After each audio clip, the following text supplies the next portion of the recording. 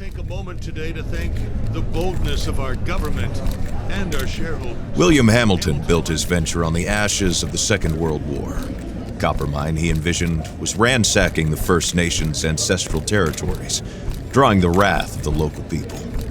It definitely took nerves of steel to stay the course, despite all this hostility. Before long, in the face of William Hamilton's cold and uncompromising stance, the petitions and peaceful protests turned into sabotage, vandalism, and other criminal acts. The industrialists' private properties also encountered the wrath of the demonstrations. Karla Fabera, a veteran of the Korean War, was hired from Montreal as a private detective to shed some light on this whole thing. But at the end of his long journey to northern Quebec, the detective did not only encounter property damage, he also came face to face with the corpse of William Hamilton. The strangeness only kept building throughout the investigation. A powerful, unseasonable blizzard hit the region. Bodies frozen in unbreakable ice appeared. The local fauna began to act strangely and aggressively. Karla Fabera began to doubt his own sanity. The detective felt the weight of a gaze, as if he were at the mercy of a powerful, feral creature waiting for the right moment to attack. Karl's fear was taking over, overpowering his reason. He was giving in to delirium. In that instant, he thought that the dark waters of the lake might shield him from the shapes that pursued him. From there, he had a renewed hope in civilization, or whatever was left of it.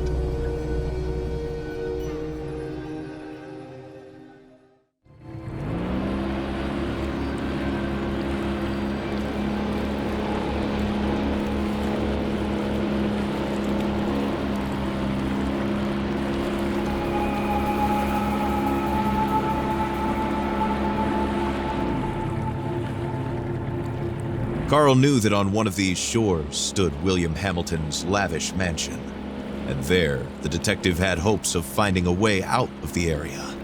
A phone, a truck, who knows?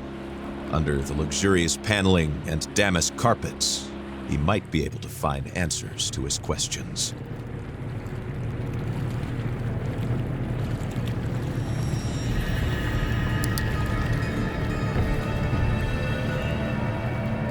The detective wondered about the floating debris.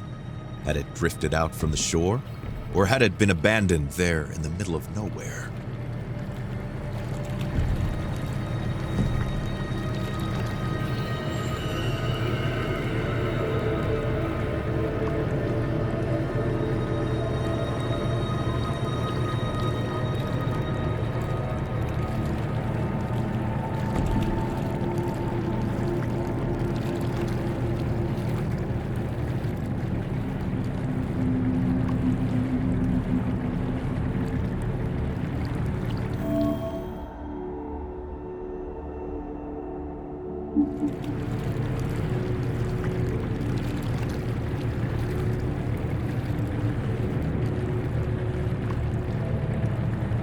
Karl saw a boat in the distance, clearly piloted by one of his own. Had he finally made it to civilization? His hopes were immediately drowned out by the sound of gunshots. Time to flee again, and fast.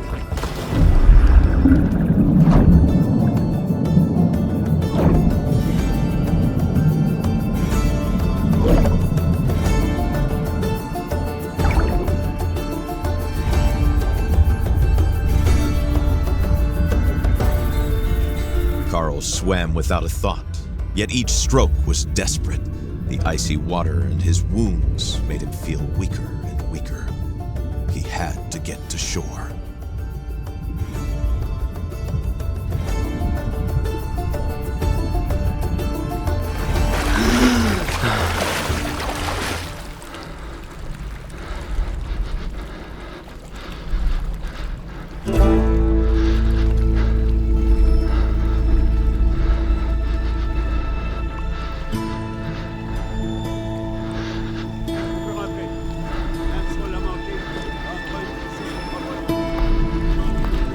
bleeding and the hypothermia were tearing at Carl's poor body. When he finally saw a light in the distance, he was filled with a faint sense of hope. Could it be a refuge?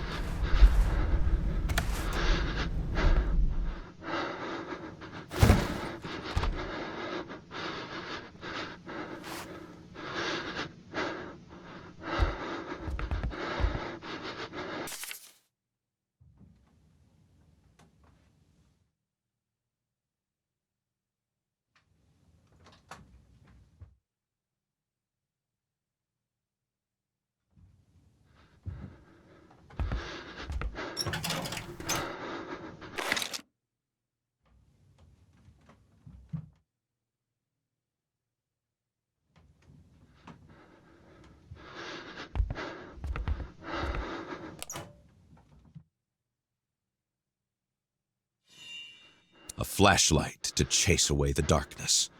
The batteries, unfortunately, would run out sooner rather than later. Carl had to keep his eyes open to find some on his way.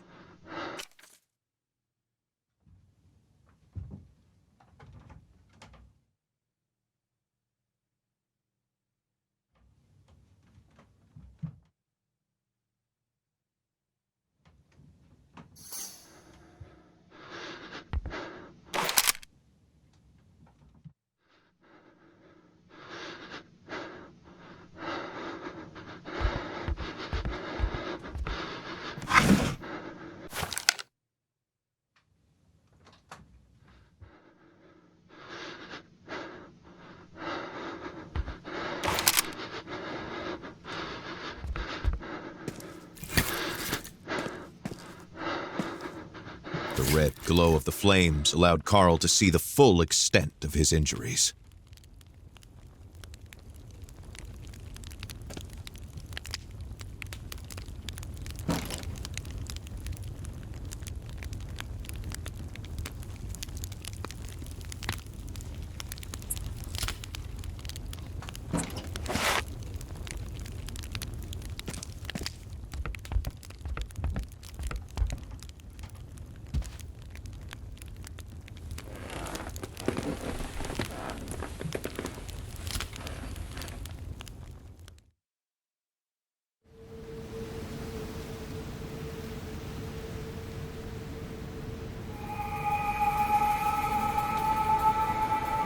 Carl struggled to wake up. His makeshift bandages offered him little time.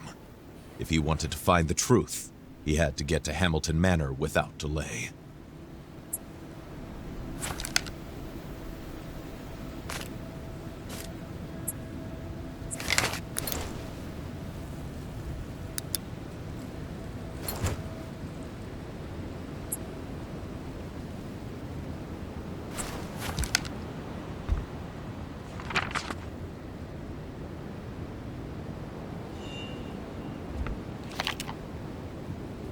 The journal was the rock to hold on to in a rushing waterfall of memories.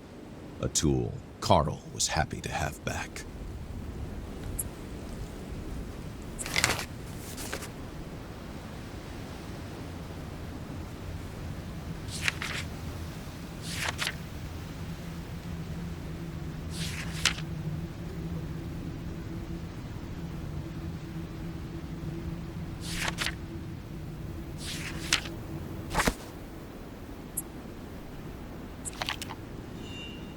There was something the detective found charming about the mechanism of the instant cameras.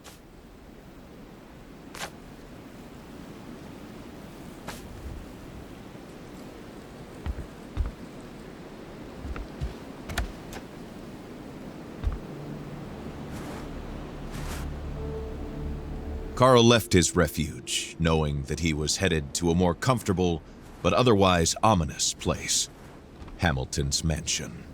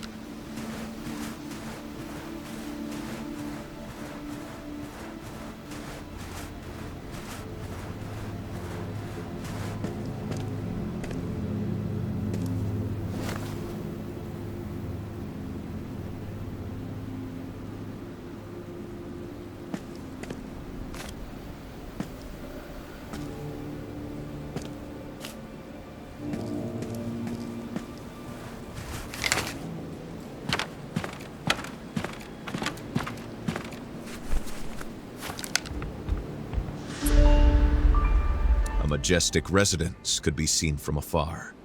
It overlooked the area like a fortress. Was it really the mansion? Carl could hardly believe he was already so close to his goal.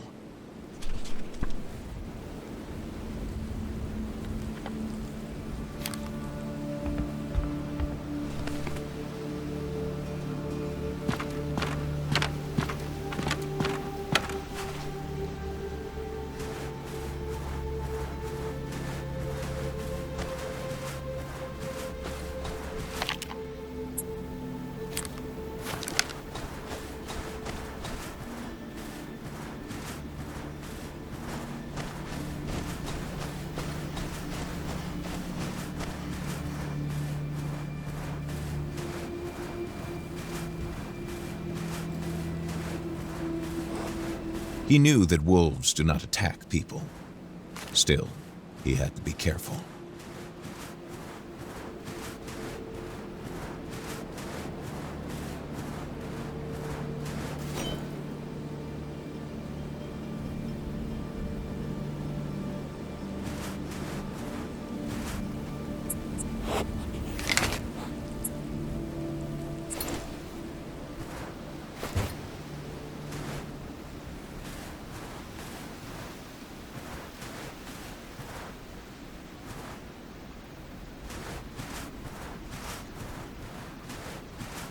The ice looked recent. Better not test it.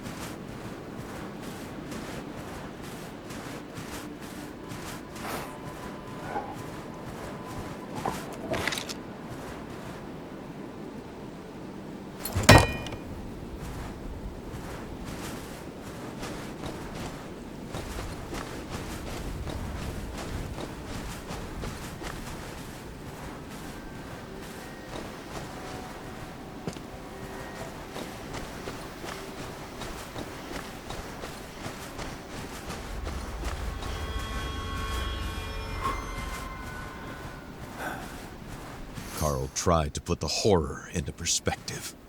Accidents happen, and in the inhospitable far north, it happens more often than not. Nevertheless, a feeling of déjà vu stayed with him, as if the carnage was not over.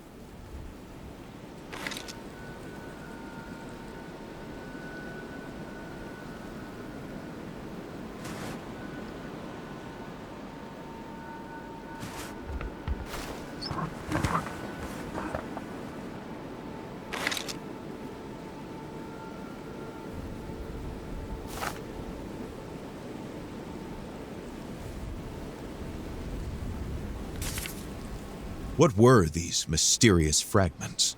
And why was there a warning about the Brume? This letter raised more questions than it answered for the detective.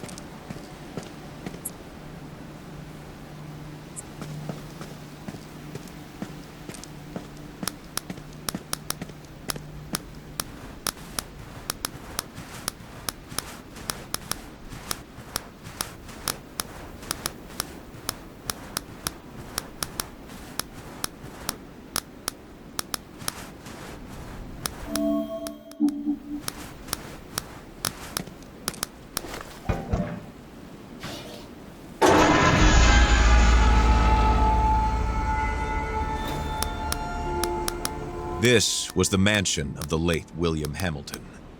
No doubt about it. There was no other rich industrialist in the area to have a sumptuous mansion built in the middle of nowhere.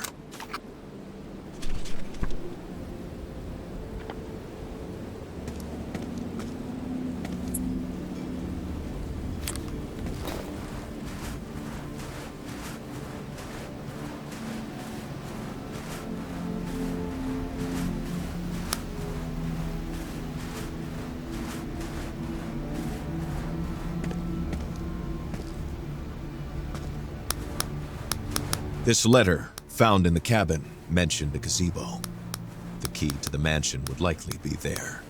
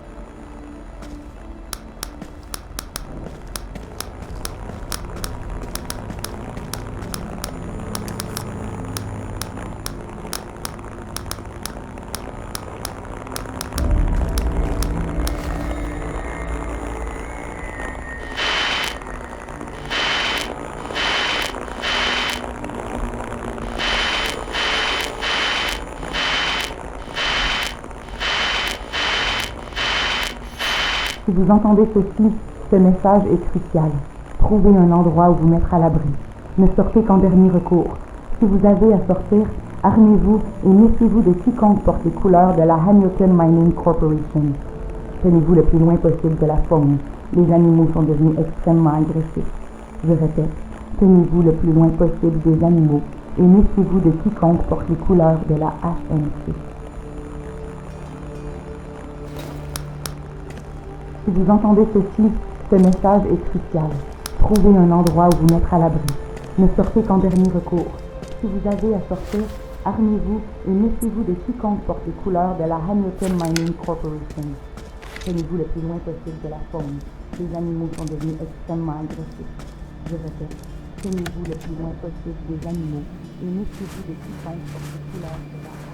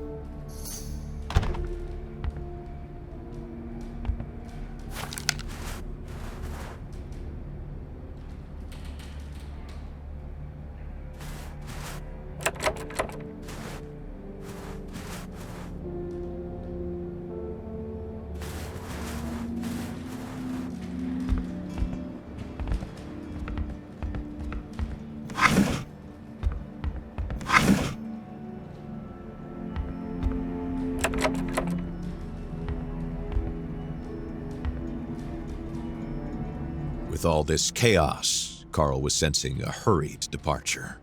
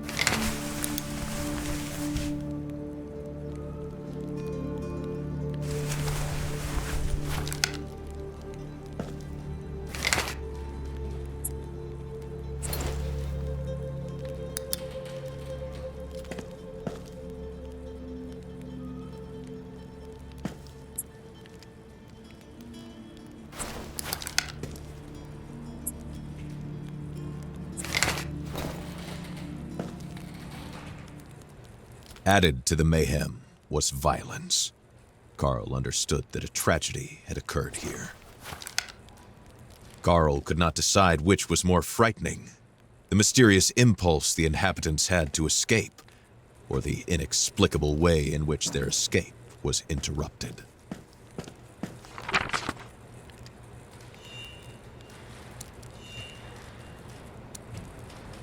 Carl was overcome with a strange emotion. The crossword puzzle was in French, so he guessed it was the work of a Hamilton employee and not Hamilton himself. Carl was overcome with a strange emotion. The crossword puzzle was in French, so he guessed it was the work of a Hamilton employee and not Hamilton himself.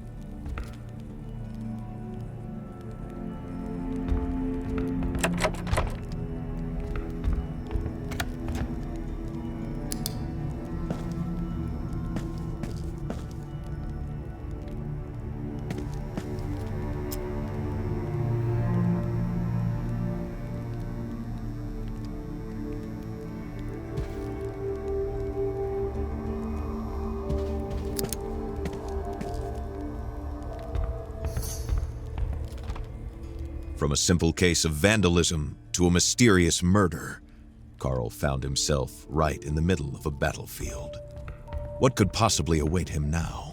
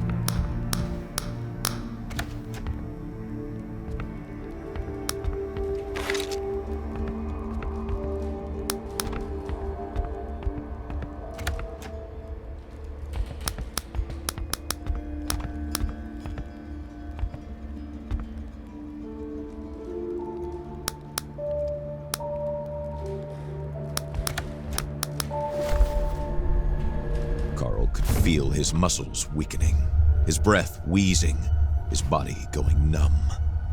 What was happening to him?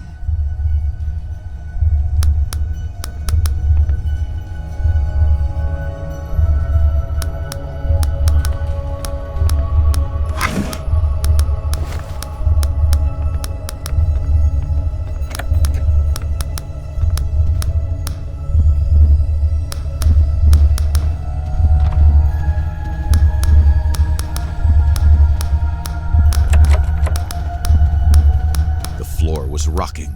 The walls seemed to be running from Carl's hands as he tried to steady himself.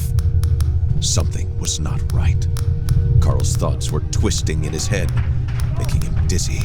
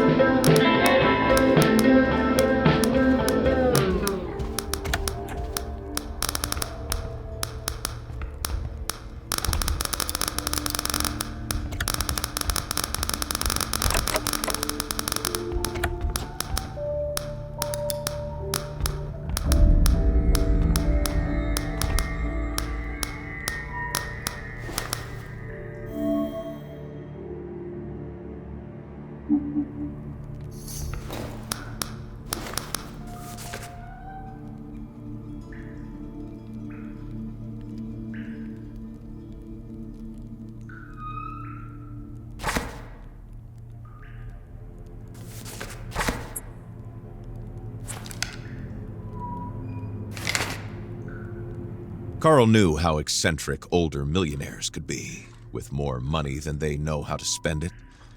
But never could he have imagined such a sophisticated puzzle.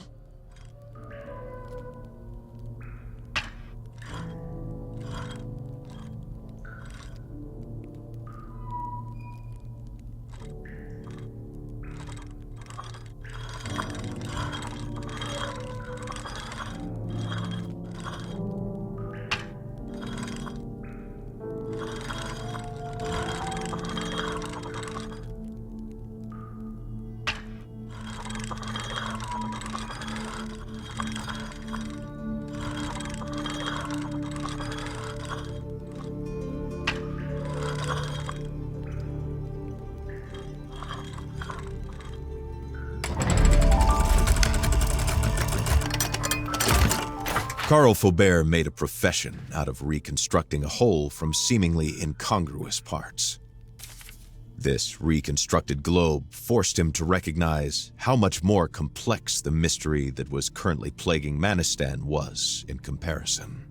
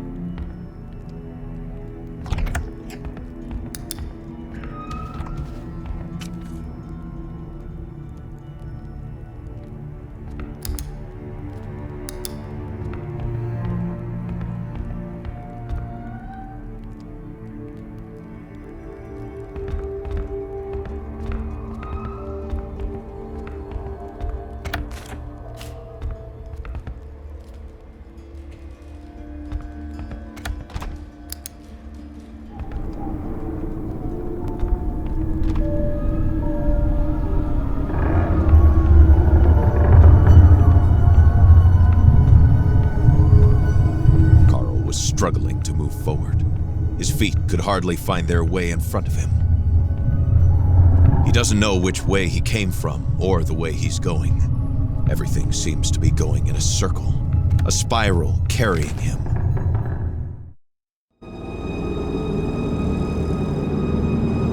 Carl suddenly feels like he's waking up, but inside the dream.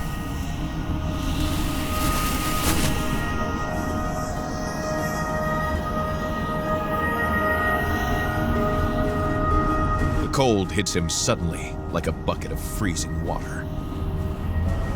Had he completely lost it? Or was he supposed to accept the manor's strange architecture, suddenly leading him to the middle of nowhere? These imposing structures seem to come from the depths of time, or from the moon landing, or even from his own mind, clouded after an afternoon nap.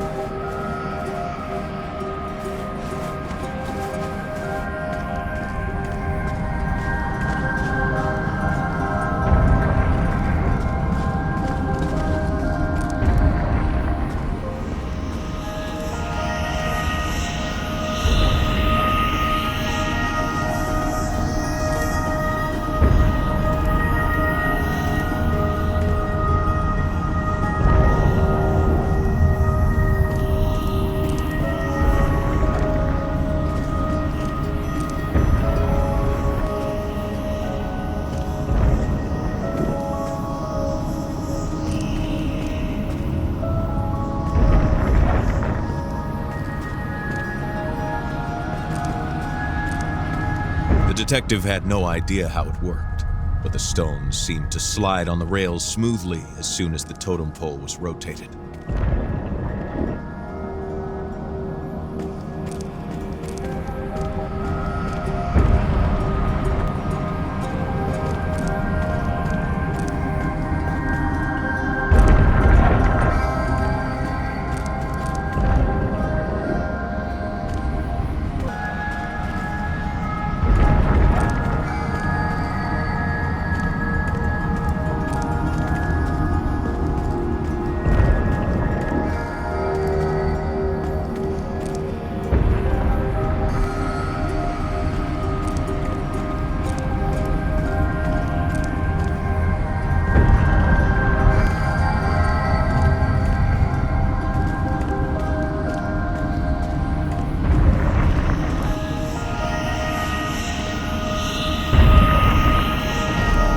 He did not know how or why, but Carl sensed that something in this game had been completed, and now they wanted to lead him to this cabin.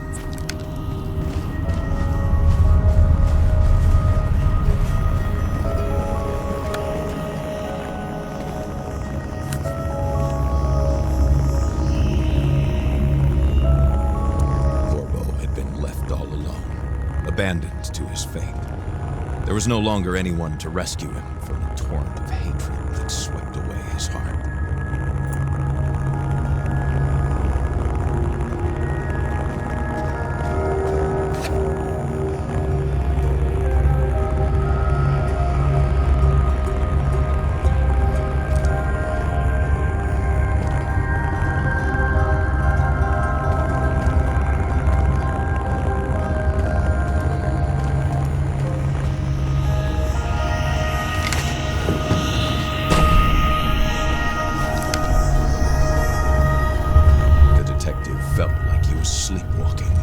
Pulled by a larger force towards the light that was calling him, as if it was asking to be set free.